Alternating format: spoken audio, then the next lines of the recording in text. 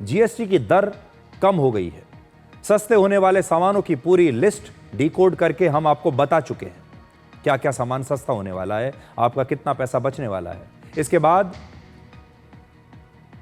बहुत सारे दर्शक हमारे ऐसे हैं जिन्होंने हमें पत्र लिखे हैं, सोशल मीडिया पर हमें लिखा है, और आज मैं अपने एक दर्शक की चिट्ठी आपके लिए पढ़ना चाहता हूं। ये सभी जो दर्शक हैं उनकी एक ही इच्छा है कि जीएसटी घटने का फायदा आम लोगों को मिलना चाहिए, और उन्होंने जितनी भी चिट्ठियां हमें लिखी हैं उन्होंने लिखा है कि हो सकता है कि कंपनियां दाम बढ़ाकर या किसी और तरीके से जीएसटी में हुई कटौती का लाभ खुद अपनी जेब में रख लें और जो आम जनता है उस तक इसका लाभ पहुंचने से रोक लें। और वो ये चाहते हैं हमारे दर्शक कि इसका इंतजाम करना चाहिए। तो देखिए, नया टैक्स स्लैब 22 सितंबर यानी नवरात्र के पहले दिन से लागू हो जाएगा। ये डेट याद रख लीजिए, 22 सितंबर। नवरात्र के पहले दिन जब मां दुर्गा घर आएंगी तो आपके लिए अपने साथ समृद्धि भी लेकर आएंगी। बहुत सारे सामान ऐसे हैं जो 22 या 23 सितंबर से सस्ते मिलने शुरू हो जाएंगे।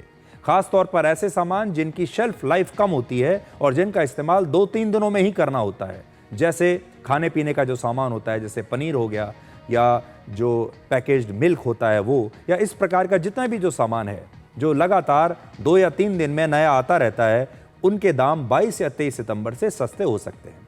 22 सितंबर के बाद जैसे जैसे किसी भी सामान का नया स्टॉक बाजार में आएगा उसकी कीमत घटती जाएगी।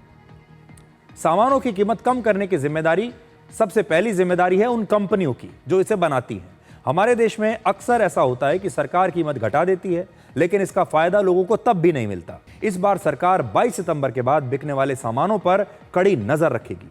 सरकार जांच करेगी कि दाम वाकई में बाजार में घटे हैं या नहीं। इसके लिए पुरानी रेट लिस्ट और नई रेट लिस्ट की तुलना सरकार कर सकती है।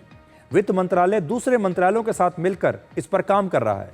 बीजेपी ने अपने सभी सांसदों और विधायकों को यह निर्देश दिया है कि वो अपने संसदीय और विधानसभा क्षेत्रों में जाकर देखें कि जनता को अब सस्ता सामान मिल रहा है या नहीं, सामान वाकई सस्ता हुआ भी है या नहीं हुआ। और देखिए, कोई भी सांसद या चुना हुआ प्रतिनिधि, उसकी पहली यह जिम्मेदारी है कि वो अपने क्षेत्र में जाकर देखे कि लोगों को फायदा पहुंचा या नहीं।